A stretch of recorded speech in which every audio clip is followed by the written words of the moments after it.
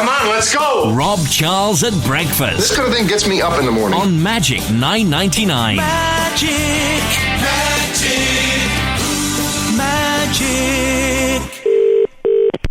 Hello? David Essex, Rob Charles here. Hello, Rob. How are you? I'm fine, yourself? Yes, fine, thank you. Do you know, it's a pleasure to speak to you because having grown up with you on the radio, in films, it's a pleasure. In fact, I'm getting goosebumps speaking to you now. And what little hair I've got is standing on end. Oh, that's wonderful. Well, it's good to speak to you. I feel exactly the same, although it's a little bit early for the goose pimples. Yes. Better be careful with those goose pimples. Oh, yes. So, David Essex, you're appearing in Boogie Nights 2, which is the 80s. Yeah, I mean, I'm loving it. I'm playing a guardian angel, and Boogie Nights 2 obviously follows on from the first Boogie Nights, which sadly I never saw, but the character Roddy carries on in the sequel, and he's falling out of a 10-story blazing building, so he's actually in a coma. So I'm his guardian angel, and I guide him through his wayward ways throughout the 80s, which is a kind of excuse to put loads and loads of big 80s hits in, and then he gets the chance in a really quite surreal way towards the end of the show to return to life by winning a game show. So it's slightly bonkers, but it's a lot of fun. It's a sort of fusion between a concert and theatre, really. And it's a great excuse to hear some classic 80s songs. Absolutely, yeah. I mean, they're integrated quite well. They're not just sort of grafted on for the sake of it. There's, I start off with Every Breath You Take, the Police song. Yeah. Just letting Roddy know that I've been watching him. And I do a bit of True. There's a song of mine, a hit from the 80s, which is sung by the bad guy of the piece, played by Joe Spear. That's Me and My Girl Night Clubbing. That's his motif. And there's a new song of mine as well, which comes from not the latest album, the album before, called Picture This Sky, because obviously when there are angels about, there's a fair amount of sky, so it all seems to work. So Me and My Girl Just Night Clubbing, let me have a guess, would that be about 1981? I don't know. I don't know. I know it was in the 80s, otherwise it wouldn't be in the show. Oh, yeah. And is there any plans for an autumn tour? Because I remember seeing an ex-girlfriend of mine was a big fan of yours, and you used to come around there more or less every year, didn't you, do like an autumn-winter tour? Yeah, I mean, I did the stadium shows, a once-in-a-lifetime tour. That was a nice break. That was something a little different. That was with the Osmonds, wasn't it? And Jimmy's further down the road from you now, isn't it? That's right, yeah, and David Cassidy and the remnants of the Bay City Rollers. And it went really well. We did 11 stadiums in the UK and Ireland. And so that was the closest I've got to concerts, because I've actually been doing this for a year. Yeah. So once I finish this, I'll sit down and probably write a new album, and hopefully we get to tour towards the end of next year, I think. In 2006? Yeah. I bet you could do with a holiday yourself after all this. Well, it's not like a real job, is it? I mean, it's all a holiday, really. It's like being on the radio. People say to me, it's a job, isn't it? No! I mean, a job really is down to mine, isn't it?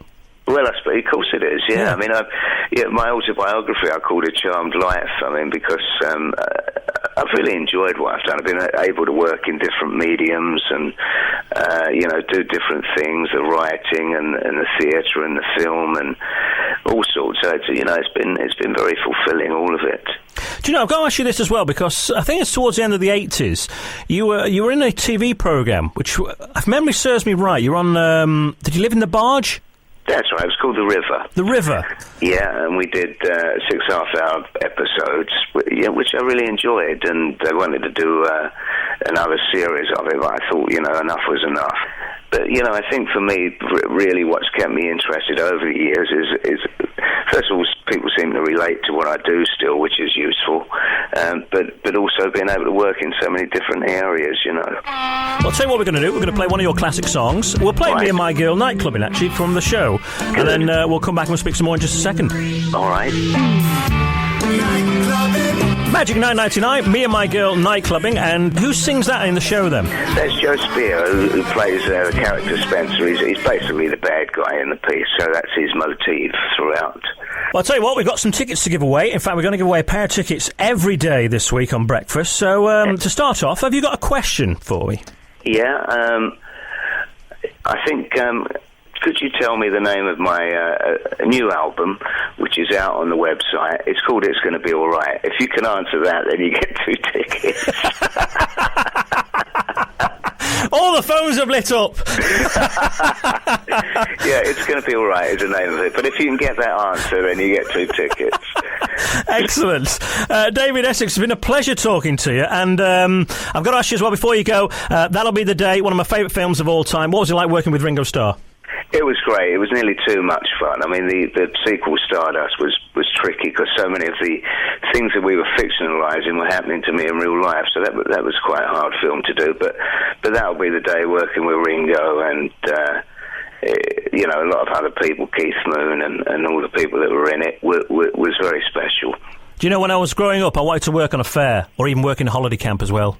Because I haven't seen what you had, all the fun you had there. That's absolutely right, yeah. Did you ever work in a holiday camp yourself? No, I worked on a fun fair in the summer holidays when I was about 13, and that was kind of cool. Walters, Dodgems, or...? I was on the Walters. Yeah? Yeah. So you used to spin people around then? That's it, spin people around and kind of forget to give them the change back. And was your character much like the film then? It was similar, yeah. I mean, it was something to draw upon, and of course, most of the people in the film had first-hand experience of sleeping in a van, playing one-night stands in dodgy places, and all the rest of it. We'd all sort of lived that, been life on the road, playing in bands and so on. So I suppose there was a certain credibility about the cast and the way we played it. As I say, it's one of my favourite films, and it's available to buy. And as is your autobiography, A Charmed Life, which is available to buy, yeah? Yeah, I think it's in the shops. Did very well when it came out. So it was nice to be a best-selling author as well, apart from all the rest of the stuff. And you're an OBE as well. Yeah, I got one of those. You know what my kids call it? Go on. All Big Ed. Good, isn't it? Well, you could have been in your holiday camp days an outstanding Butlins entertainer. Oh, no. David Essex, it's been lovely talking to you. Good luck with the show. I'm going to come and see it this week as well, and we'll have a chat afterwards later. Lovely, all the best. Cheers, David. Thank you. This is Rob Charles on a radio near you now.